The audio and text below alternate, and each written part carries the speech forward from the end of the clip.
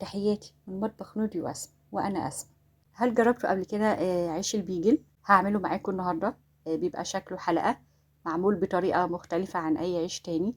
بيتسلق الأول وبعدين بيتخبز، وده بقى اللي بيديله القوام المميز بتاعه. بيبقى مطاطي قوي من جوه، وقشرته بتبقى لامعة وفيها قرمشة خفيفة من بره. أصل البيجل بقى بيرجع للقرن ال17 في بولندا، وهو دلوقتي منتشر جدا في العالم كله، وبقى من أشهر أنواع العيش اللي بينفع نعمل بيه بقى سندوتشات لذيذة جدا ومختلفة. فحبيت بقى أجربه معاكم وأعرف رأيكم فيه. تعالوا بقى نعمله مع بعض خطوة بخطوة.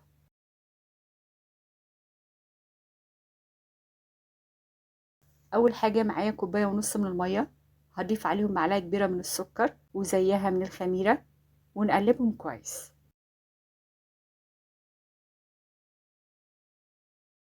بعدها بقى هنغطي الخليط ونسيبه لحد ما يخمر والخميرة تتفاعل وتكون رغوة سميكة على الوش.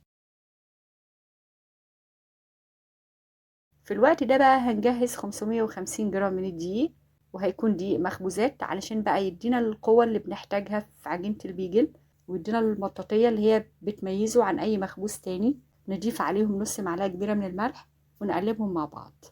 ده خليط الخميرة بقى جاهز، هننزل بيه على الدقيق ونبدأ نعجن. ودي أهم خطوة، لازم نعجنه كويس جدا.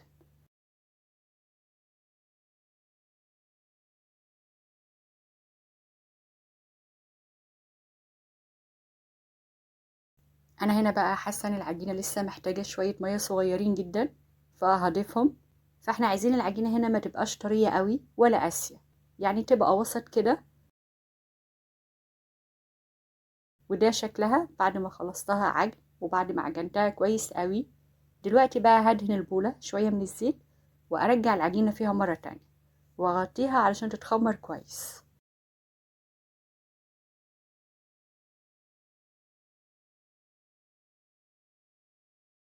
في الوقت ده هنجهز صينيه الفرن بورقه من الزبده، وندهنها كمان بمسحه من الزيت، مسحه خفيفه. ادي العجينة بعد ما خمرت، هلمها مرة تانية وابدأ اقسمها.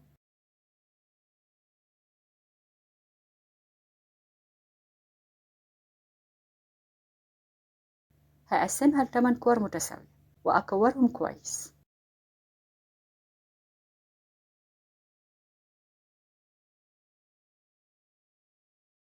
ده شكلهم بعد ما كورتهم.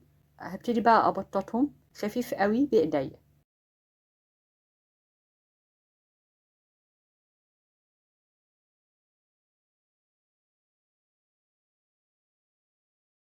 بعد ما بططتهم، دلوقتي بقى هبتدي امسك كل واحدة وافتحها في النص، واحاول اوسع بقى الحلقة بتاعتها علشان بعد التخمير هتلاقوها بتلم معاكم.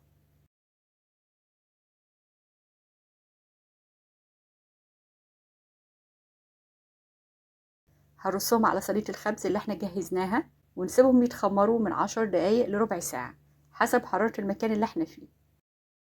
في الوقت ده بقى هنجهز المية. في حلة هضيف لترين ونص من المية وأحطها تغلي على النار.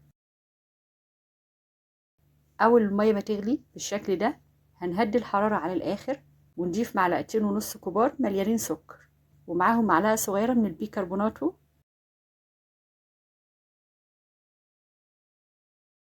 وبعدين بقى نرجع الحرارة، وبعدها بقى بعلي الحرارة شوية صغيرة علشان أحافظ على المية تفضل تغلي.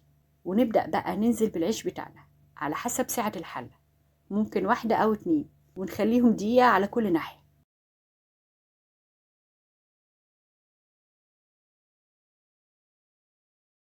بعدها بقى بطلعهم بمصفى أو قصقوصة علشان يصفوا المية بتاعتهم.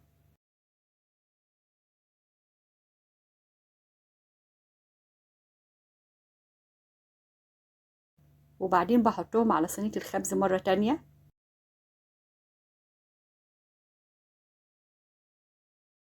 ولسه هما منديين كده ومبلولين بالمية، ببدأ بقى أحط الإضافات بتاعتي اللي أنا بحبها.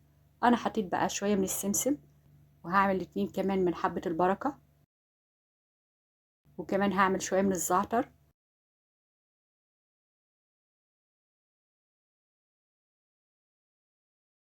وكمان جربت هنا السماق مع رشة من البابريكا وحبة من الملح. حطوا بقى اي بهارات او اي توابل انتوا عايزينها او اي اضافات تانية انتوا حابينها. بعد ما خلصناهم ندخل الصينية فرن سخن على 180 درجة، ولما ياخدوا لون حلو من تحت بقى بنشغل الشواية علشان كمان يلونوا من فوق، وبيطلعوا بالشكل ده.